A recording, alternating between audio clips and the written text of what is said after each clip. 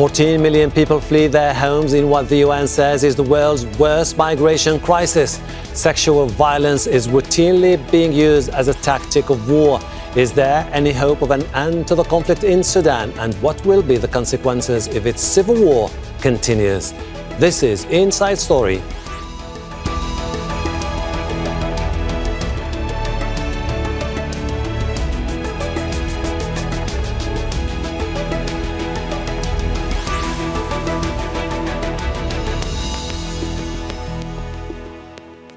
Hello and welcome to the program. I'm Hashem Ahelbarra. War in Sudan has raged since April last year with catastrophic consequences for its people.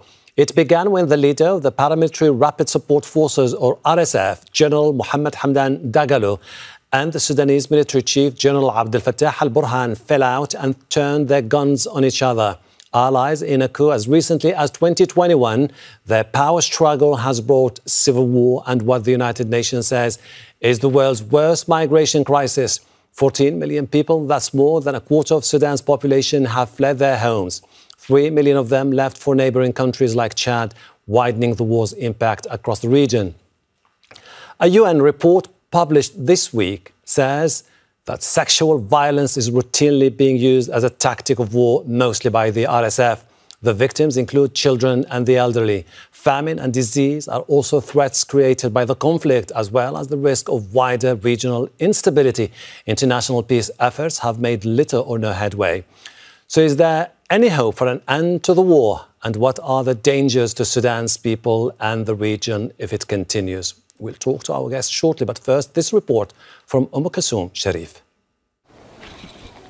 After the death of a 7-year-old son, Zatouna Yaqub is inconsolable. The mother of 4 has been living in a camp for displaced people since May, after fleeing Sudan's capital Khartoum to escape violence. Here, her children have had little food or clean drinking water for months. That led Zaki al-Badri developing anemia. Sitting by his grave, she recalls his final moments. He said my stomach is hurting, and he died afterwards. While he was dying, he kept talking, and he didn't stay silent. I carried him and ran to my neighbour. She told me, "Your son is gone." Zatouna and her children are among 14 million people, more than a quarter of Sudan's population, who've been forced from their homes by the civil war that began last year. The International Organization for Migration says about 11 million have been displaced inside the country and more than 3 million have fled to neighbouring countries in what's become the world's largest displacement crisis. The situation here is simply catastrophic. There's no other way to put it. Unfortunately, many of them have been forced to flee repeatedly. They have little access to shelter. They have little access to livelihoods, and getting their basic needs met has been very, very difficult. The scale of the displacement, the humanitarian needs are growing every day. Frankly, half of the population now needs help. The power struggle between the Sudanese armed forces and the paramilitary Rapid Support Forces began in the capital Khartoum in April last year. It then spread to North and West Darfur, North Kordofan, and the most recent violence is being reported in the state of Jazeera. As the violence spreads, so does the humanitarian crisis. More than half of Sudan's 50 million people are suffering hunger, and disruptions to the aid delivery have led to famine in North Darfur. UN Secretary General Antonio Guterres says Sudan is enduring a nightmare of hunger, violence and illness. The suffering is growing by the day, with almost 25 million people now requiring assistance. The people of Sudan are living through a nightmare of violence, with thousands of civilians killed and countless others facing unspeakable atrocities, including widespread rape and sexual assaults. The UN chief is urging member states to contribute to a near $3 billion aid appeal to address the needs of people in Sudan. That's as fears are growing the civil war could ignite regional instability from the Sahel to the north of Africa and to the Red Sea. Sharif, Al Jazeera for Inside Story.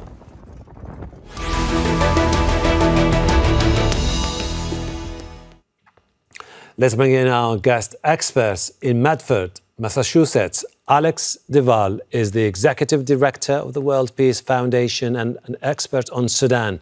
And in Cardiff, in the UK, Elbashir Idris is an independent Sudan analyst and activist.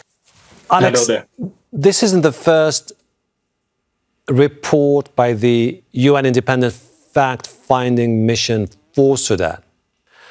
And in most of its reports, it's the same thing time and again, which is the army and the RSF are responsible for committing widespread human rights violations across Sudan. But does anybody care? Well, so far as we can see, there isn't much of an international reaction. It hasn't come to the United Nations with any serious plan for dealing with it.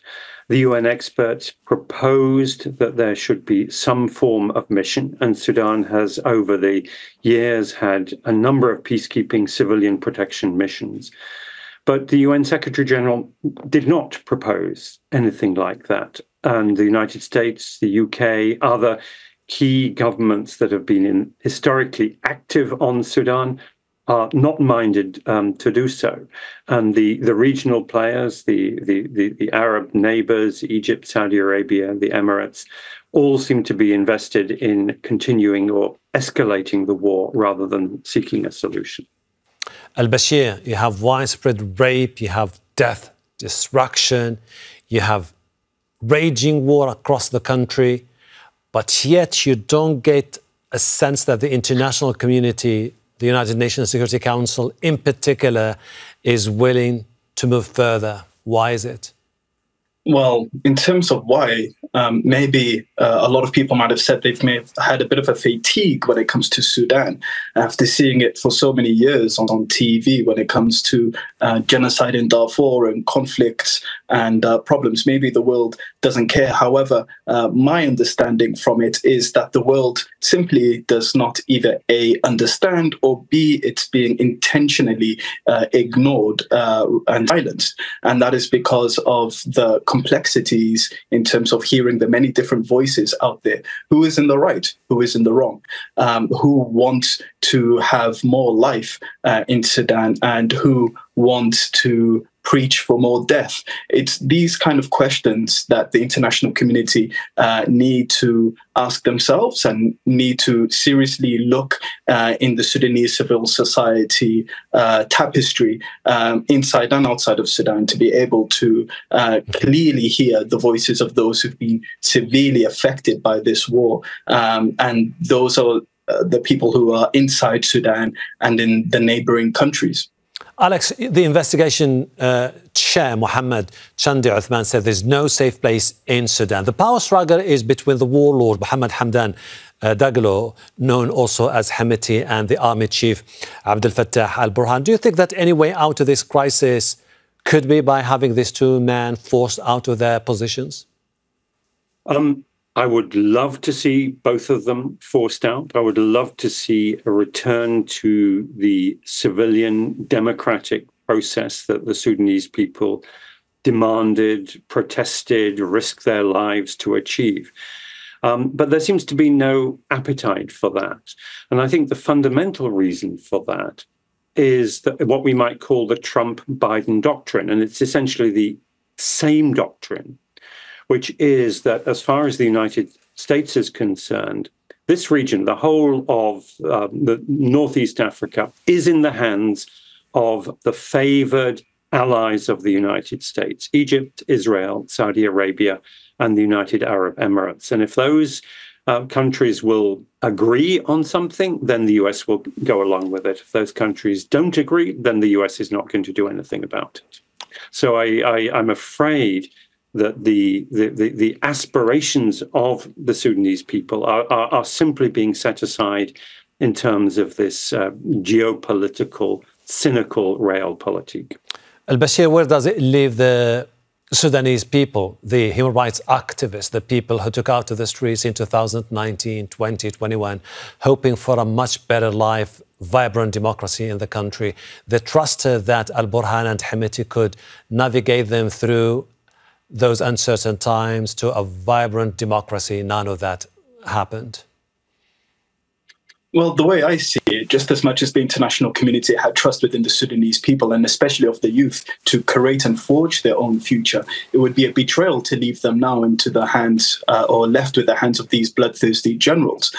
These very same ones who are young kids, a few years ago coming out into the streets, are now unfortunately being militarized by this war, and who seek to get the justice that they wish. And that may be that they join the militia or the army. However, the militarization of the youth is a very a scary reality that we're seeing in real time. Though I will say that I do believe in my generation and in the fact that those who are way older than us and those generals who are essentially pitting us to fight against each other, which is by far the biggest disaster and the biggest sin to happen to Sudan, essentially sacrificing the lives of the future.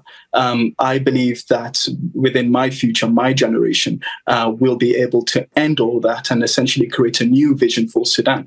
Unfortunately, now we are at a time where there is much bloodshed and however, we are also at a time where we can try and break those generational curses, so to speak, of the Sudanese state. And there is a way to go forward. Yet this requires, once again, as the professor said, the external powers to essentially leave their hands out of Sudan, but also those within Sudan who wish to play with the lives or play with young lives need to essentially leave the political scene, leave even the civilian scene and the military scene, because the amount of damage that we have seen in this war is totally innumerable. Alex, if we are to unpack the influence of the power brokers in Sudan, the regional ones, who do you think is the one with the most important leverage? You have neighbouring Egypt, you have the Saudis, you have the Emirates, you have the Turks, and who do you think holds the key to any way out of this crisis? I think the most important external power broker is Abu Dhabi. The Emirates have been supporting the RSF militarily, financially, diplomatically. They've been lying on their behalf.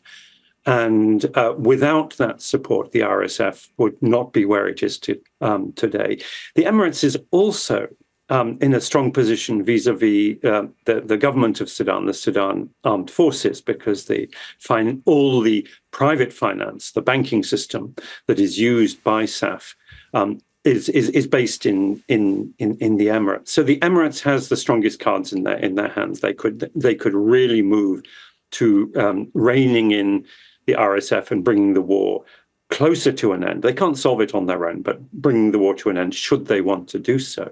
Behind the scenes, I think, however, there's possibly also a potential for Israel to play a role. It was very striking at the UN General Assembly last month that Prime Minister Benjamin Netanyahu held up a map which he called the blessing, and included as the friendly states towards Israel, Egypt, Jordan, Saudi Arabia, the UAE, as expected, but also Sudan. And Sudan, of course, or the generals in Sudan, General Al-Burhan, signed the Abraham Accords.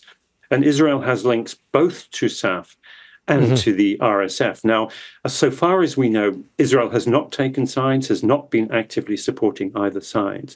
But there was a report in the Israeli newspaper Haaretz that Israel was talking about the possibility of the Hamas leadership going into exile in a third country, and that third country might be Sudan. Now, if that is indeed on the cards, Israel has the leverage with the UAE, with Saudi Arabia, with Egypt, to make something happen. It's probably the one power in the region that could do that. The United States has shown no interest or appetite to do that. So there's, I think it's very unlikely that this would happen, but what it does illustrate is the way in which the fate of Sudan is really in the hands of those Middle Eastern powers. Elbashir, do you think that one of the problems we're having here when it comes to the regional influence in Sudan is the perception that if the problem with the government and with the army in particular is that they're widely seen to be the window dressing, and that behind them is political Islam and the remnants of al-Bashir governments who are still the ones who call the final shots. And until the government decides to break away from them, you won't be able to convince the Emiratis to step away. Well, essentially, the Islamists, the Kaysan, the remnants of the former regime, are still within the Ministry of Foreign Defense and Foreign Affairs and of other ministries within the Sudanese government, and that within the army. And some people would argue that the army, which is true, is older than the Sudanese state itself. And if that army is under the control of the Islamists believe that they are essentially superseding, or they're greater than the Sudanese state. Though I'm pretty sure in terms of the Sudanese context and the civilians of Sudan, in terms of the Kaysan and Islamists, no, the Sudanese people absolutely will not be accepting the fact that those who have caused this war and the conditions for it for the past, from 1989 until 2019, would be so happily let back in. Political Islam and jihadism is one thing. And I remember reading in an intelligence report, which was made public by the Americans, that they believe that this war in Sudan could essentially be a hotbed for further Islamic terrorism. And then that essentially creates a stepping stone into something horrible that we may see in the future, and something that we've learned in the past when it comes to terrorists, especially in the Middle Eastern context. However, in this one, I'm pretty sure the Sudanese people are dissatisfied, extremely dissatisfied with the way that the previous regime have put them into this mess, and they will be even more dissatisfied if the previous regime believes that this war would be essentially a redemption arc for them. There's no redemption for those who have put us into this situation. In terms of the political Islamism that the UAE claims, I do not believe that political Islamism trumps the amount of gold and Red Sea access through ports Sudan can offer, rather than the political Islamism, as even said by one of the head of the UAE think tanks, that essentially UAE have made too many investments into the country for them to pull out now.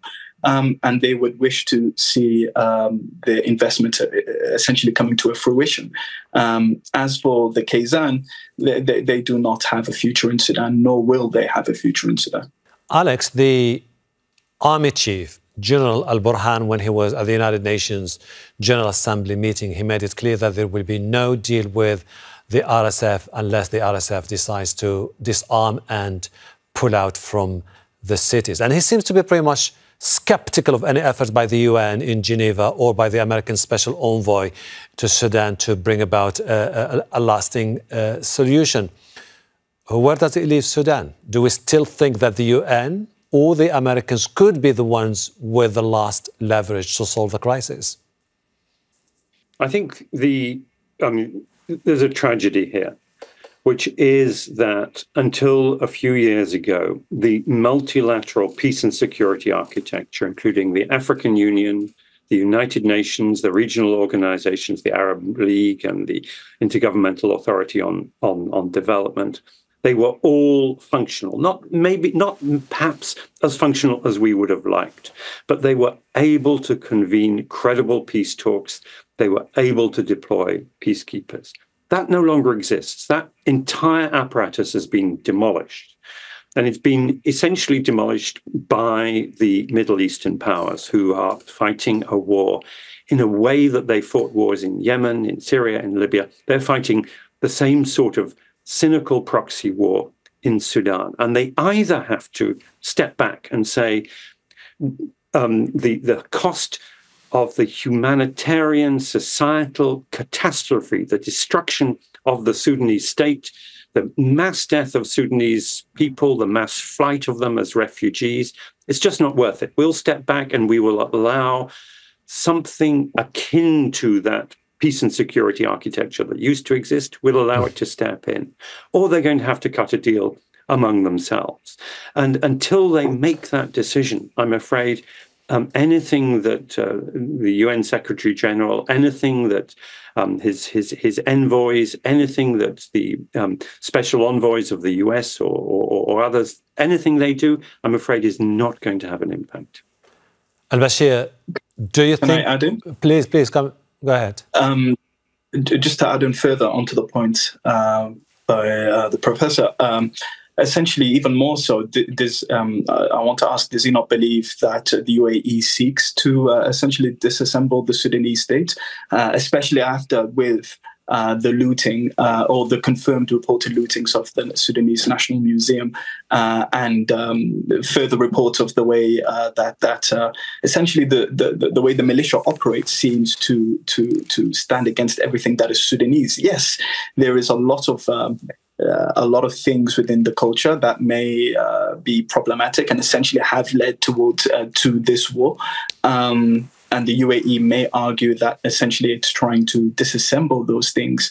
However, I personally don't believe that the UAE would care about the social humanitarian situation of the state when they're trying to disassemble it, and essentially we may be seeing many different secessions of the Sudanese state. Alex, the sound... Go ahead, please. I think the sort of the model of the state in the minds of the decision makers in the UAE is not a state as we know it. It is that you should have a sort of transnational commercial mercenary operation. And the state is a wholly owned subsidiary of that. It is sort of pocketed as a small part of the overall portfolio of this type of transnational business, political, military enterprise. And I'm afraid that's not confined to Sudan. It's terrible for Sudan. Sudan is in the vanguard of this.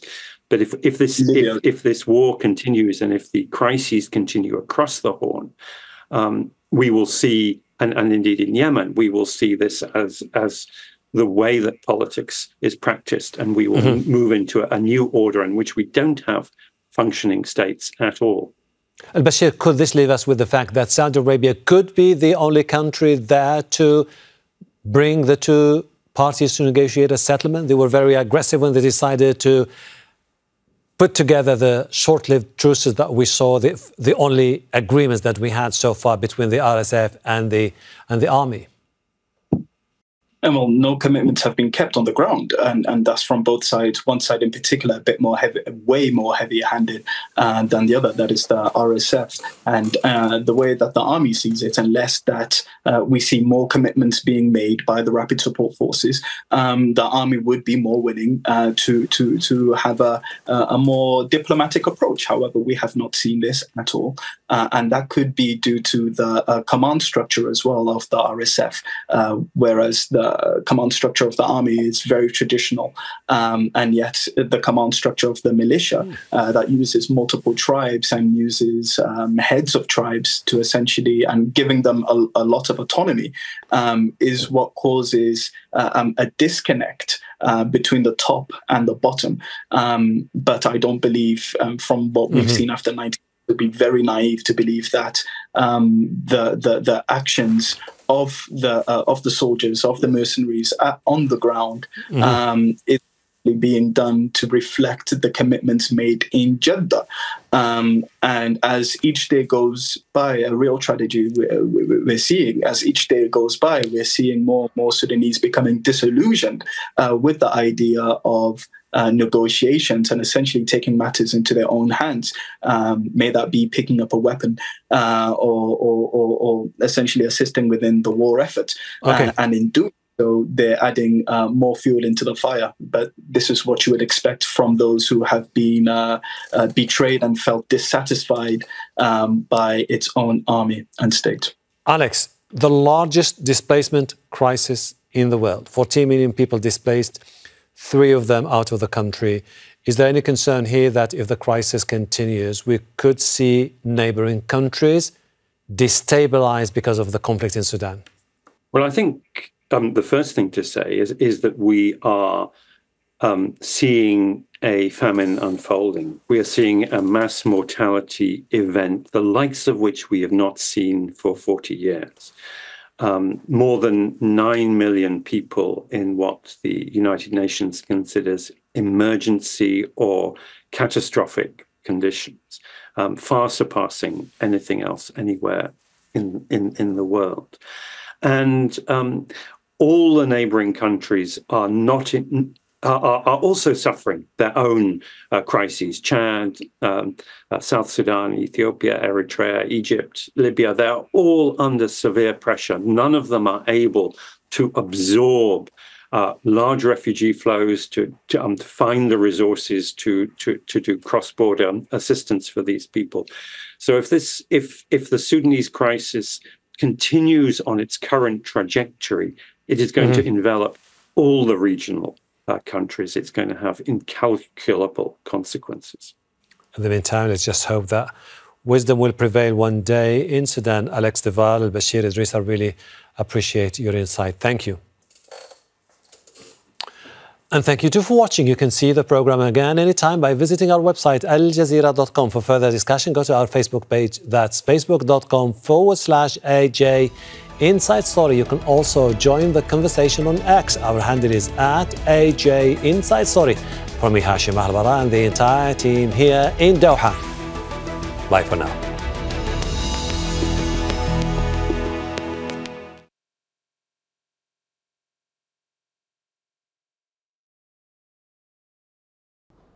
Make sure to subscribe to our channel to get the latest news from Al Jazeera.